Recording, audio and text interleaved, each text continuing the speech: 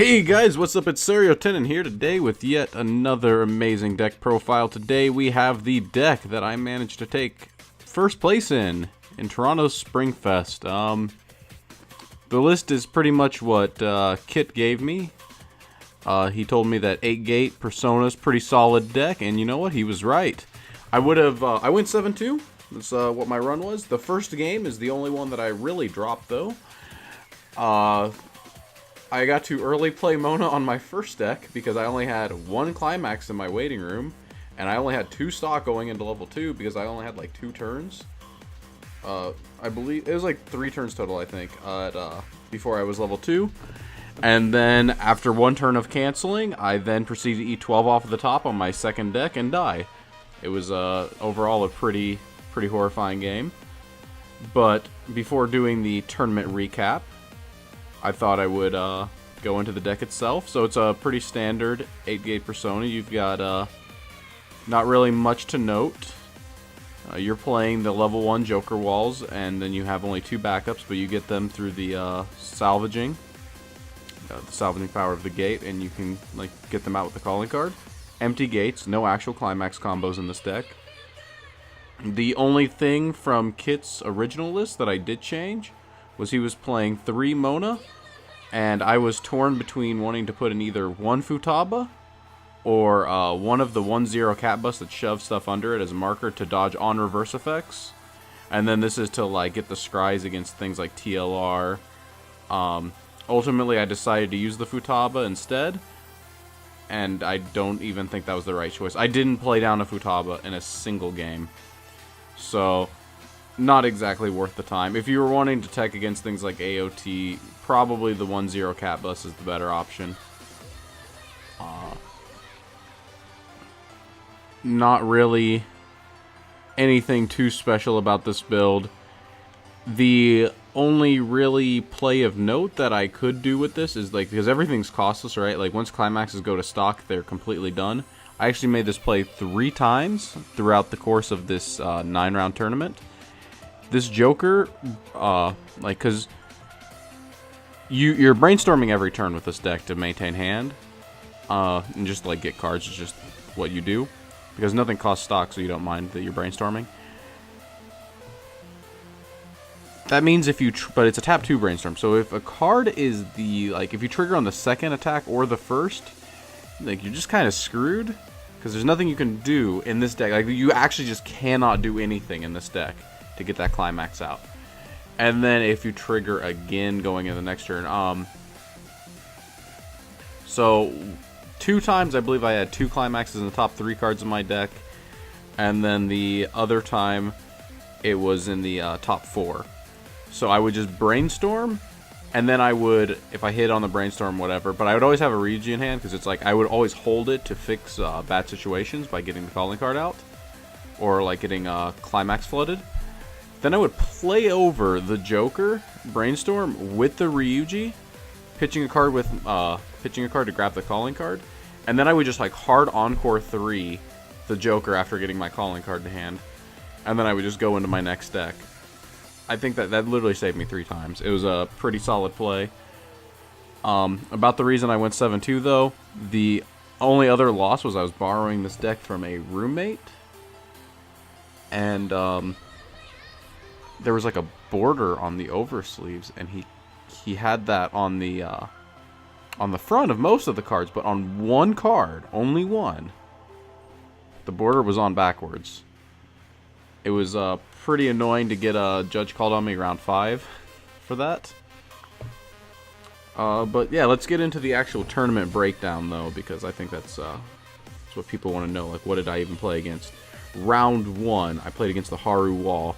It wasn't Connor's actual list, because I tried level locking him, and that didn't do shit. He like played down the Haru brainstorm, and then because I think he had like 2 in clock, he leveled 1 of them, and I just thought, wow, this is gonna be the easiest game ever after I level locked him. Didn't do shit. He just immediately grabbed out 2 Harus, slammed them down with because he brainstormed them from clock. And then I got fucked. Round 2 was against, oh god, we were in the we were in the losers bracket. We played against some team that, you know, they seem to be new. I wouldn't even say newer, because one guy had like a bunch of like foils in his Cinderella Girls deck. He seemed to be more casual towards the game, and I believe one of their teammates was actually new. So that was a pretty easy game against Cinderella Girls. Next round, we're back in like the semi-competitive area. I play against a Sao deck. He cancels a lot at the beginning. I keep passing turn after my second attack because he would double cancel. I would kill his dudes, and then I would pass. And then eventually I just stuck all of the damage. And he didn't have the resources to keep up. That game was pretty easy in the end. Then next round I get to play against Sunshine. I actually don't know what Sunshine does. I just kind of walled him out. He played some bombs, and then I would immediately play down a 1-0 Joker again. I actually don't know what Sunshine does. I completely walled him out, and it was a pretty easy game. Excel World is where I got DQ'd here in round 5. That was my next matchup. What made me super angry about this game is that guy was like ultra. That was like the heaviest win I was gonna have all day. I was like 1-4 when he called the judge on me, and he was like 3-4. 3-4 or 3-3. Once again, I just played like a pretty slow game at 0. He ran out of resources like pretty much at 0. Forced him close to level 2, and then he started accelerating to try to get advantage. But by the time he started to accelerate, it was like already too late in the game. He was already like 2, and I was just barely at 1.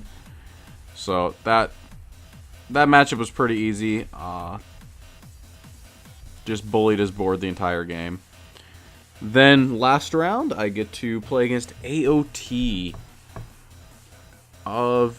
Once again, I played the slow game at 0. I let him hit me to 1 first, and then I just kind of walled up in 2 lanes with the Jokers. Made sure they were on yellow, and then of course I had the backup in hand. I only had them on the side lanes. He manages to get 1 reverse with Aaron against my runner. You know, wasn't... Oh yeah, another thing about that game, the AOT player, was at 0. I think he ran into like one of my level 0s. It was like, I think I had a Futaba without a marker. And he ran into it with a stock bomb. And then he didn't decide to stock bomb me, which I was like, I have no fucking clue what's going on. But sure, that game was like, that guy like literally played himself. I think he stock bombed me twice, but then didn't resolve the effect. So I have no idea what that guy was doing. But then when he actually played down his Aaron, I held like a Ryuji and a calling card, so I just calling carded his board. And then just kept swinging direct, and I didn't let him resolve a maneuver gear against me. And then finally, when it came into his Mikasa turns, I had 1 Goemon on board, and for some reason, I had like a shitter in one lane, a 1-0 in another, and I had the Goemon in the middle. And he challenged the Goemon with the Mikasa. He only had 2 Mikasas to field, but he challenged the Goemon. And I could be 16-5 after the backup, and he could be 16-5 as well. So we ended up tying there. I managed to get rid of his Mikasa, get the direct attacks in that I needed to win. That was, I think, pretty much like the closest game I had all day.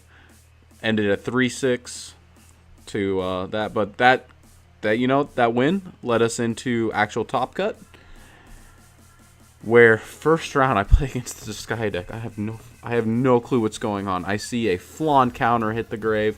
I know I'm going to talk more about this Sky deck than I will anything else, because it is my favorite set.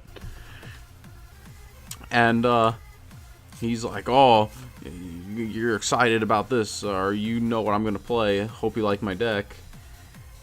And I'm sorry, but I have no fucking clue what he was doing. He had like this card that gives 500 power. I think if he has 4 or more hand, but then he had no cards to keep hand. And then he, at level 1, like crashes a 5k into my board to shit out a 2-3 vanilla. 2-3 10k vanilla. The card was terrible. I was already level 2 because he soul rushed me at 0, and I just kind of whittled down his hand. So then I just proceeded to run into the 2-3 over and over again with the Mona, and he kept like hard encoring it for 3, and then after like 3 turns, he just like didn't even have attackers. So that was like super free. He got me to 2 early, and then literally never got me to 3. Then I got to play against, in the next round, TLR. I actually have like, I own the Yamikon deck, and anyone pays attention to me on the Discord, I absolutely fucking hate that deck. I hate that deck so much. I don't think it's good. I don't think it's favored in like almost any matchup. And that's pretty much what happened. I played against him. I played a slow 0 game so I could get to my Joker walls first. He couldn't deal with the Joker walls. I think he like ran over. I think he got like 2 reverses the entire game with like a Mekon. I just like sat there bullying his board. He even had anti-salvage. He had the anti-salvage out, and I'm playing 8 gates. I triggered like 4 or 5 gates against the dude, and it just like didn't matter. I just, you know, kept going at him, brainstormed, and denied him as much advantage as possible. He goes into his Yami turn, only manages to get 2 off because I've been denying him all these searches.